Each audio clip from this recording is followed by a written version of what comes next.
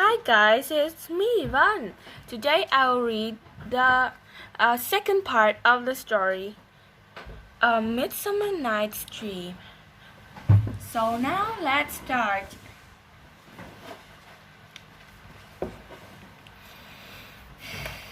Lysander and Hermia wandered into the clearing.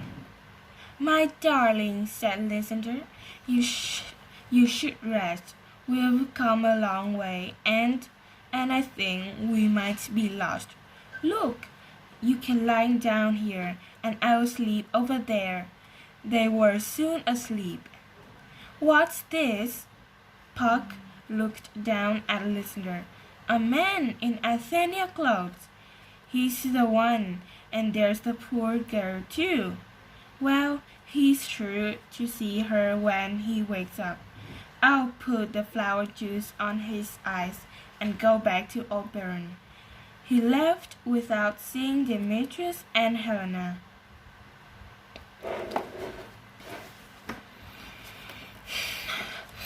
"Stop following me, you stupid girl." Helena was exhausted, but Demetrius didn't care. "I can't go any further. Please stay with me." Helena begged him, but Demetrius had already gone. Then Helena looked down on the ground. "Lysander, are you all right? Are you hurt?" Lysander woke up. "Helena? Oh, most beautiful Helena. Now I see you clearly. Where is that monster Demetrius?" "He's not a monster," said Helena, "even if he likes Hermia. I know Hermia loves you. I'm sure you'll be happy together."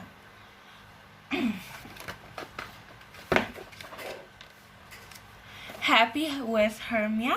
No, what was I thinking? That was a kind of madness.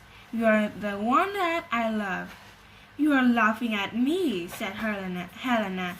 "It's bad enough that Demetrius doesn't love me, but now you're making fun of me too." She ran out of the clearing crying. "Wait!" Lysander ran after her. "Helena, I mean it." A few minutes later, Hermia woke up.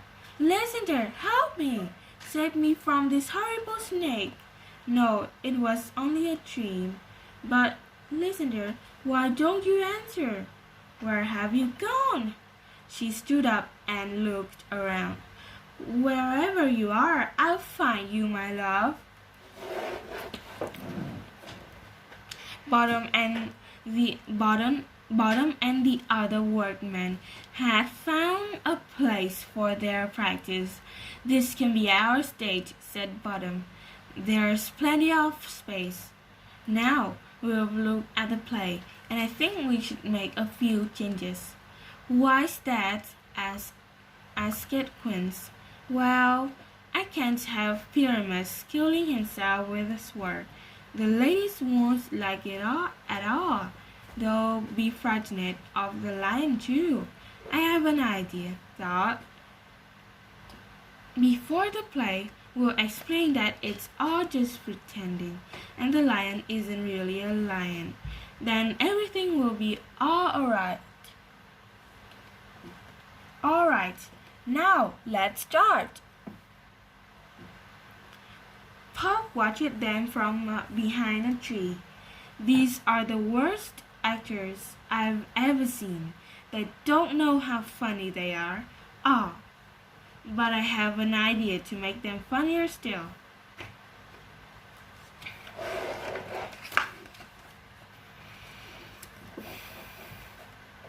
Bottom left the clearing, and Puck said some magic words. Flute spoke, and then Quince called, "Bottom, you need to come back in now." "Bottom?" he shouted. "Bottom, help!" "What's wrong?" Bottom asked. "Why are you all running away?" He couldn't see what Paul had done. Now, instead of his own head, he had the head of a donkey. "Oh, Bottom, you've changed it," said Flute. "You are just trying to make me look stupid." Bottom shouted after them. I'm not frightened. I'm staying here. He started singing loudly. Ee-ah, ee-ah.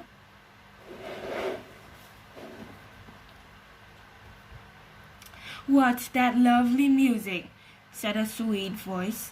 Please don't stop. Titania had been asleep at the edge of the clearing. Now she sat up and looked adoringly at Bottom. Oh, you beautiful man, please stay with me, and the fairy servants will make you comfortable. They'll bring you flowers and fruits and honey. They'll do anything you ask. Bottom looked surprised, but he sat down beside Titania. She put her arms around his thick neck and kissed his long nose. Puck laughed so much that he almost fell over. This because of a flower's juice? It's even better than I imagined. I can't wait to tell Barian.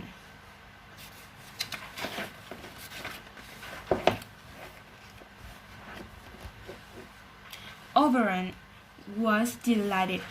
My clever Puck, and did you find the Athena out too? Look, there he is. Demetrius was following Hermia into the clearing. No, said Puck. That's the same girl, but it was a different man. What have you done to Lysander? Hermia asked desperately. If you kill him, then please kill me too. I can live without him. I haven't killed him, said Demetrius, although I'd like to. I wouldn't do anything to make you unhappy, Hermia. Remember, I love you.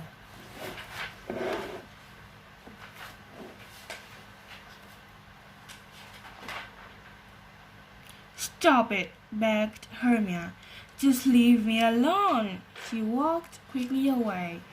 I'll never persuade her when she's in this temple, said Demetrius. I need to sleep. Perhaps she'll be calmer in the morning. Puck, you've made a terrible mistake, said Oberon. Go and find the other girl, the sad-looking one with fair hair. That's the one this man should love. He dropped some flower juice onto Demetrius's closed eyes.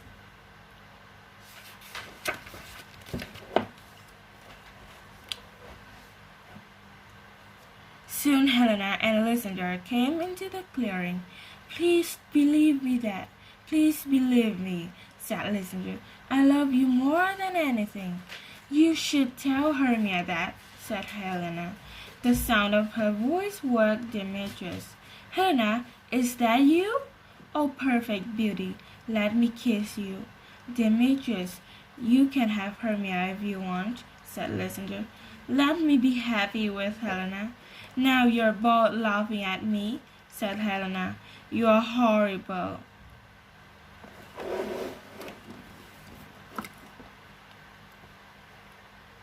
Lysander, do you know Hermia is your true love?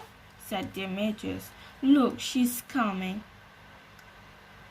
Hermia ran towards them. Oh, Lysander, my sweet, why did you leave me? Why should I stay? Asked Lysander. I don't love you. In fact, I hate you. You are ugly, an ugly little dark-haired thing. I don't understand, said Hermia. What are you saying? She tried to put her arm around Lysander, and he shook her off. Don't touch me.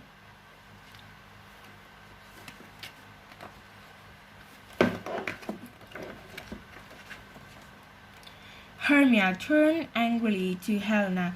You've stolen my love from me in the night. How could you?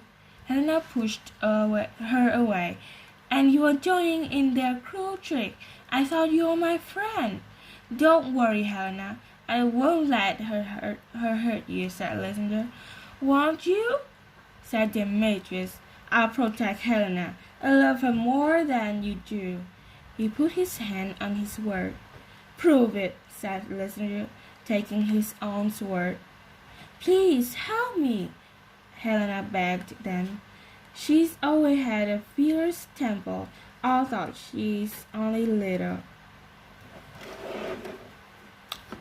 Little? Screamed Hermia. I'm tall enough to scratch your painted face and your empty eyes. But I have longer legs to run away, answered the frightening Helena. Hermia ran after her, and Demetrius chased Lysander out of the clearing on the other side. Fuck, this all your fault, said Oberon. We must make it right. Go after Lysander and Demetrius and stop their fighting. Confuse them and make them chase shadows until they are tired and sleep again. Then use the juice of this plant to take the spell off Lysander. When they all wake up, they'll think tonight was just a dream. I'll go to Titania and ask for her Indian boy, and then I'll take the spell off her too. So now this is the end of part 2 of the story A Midsummer Night's Dream. Hope you enjoy. Goodbye.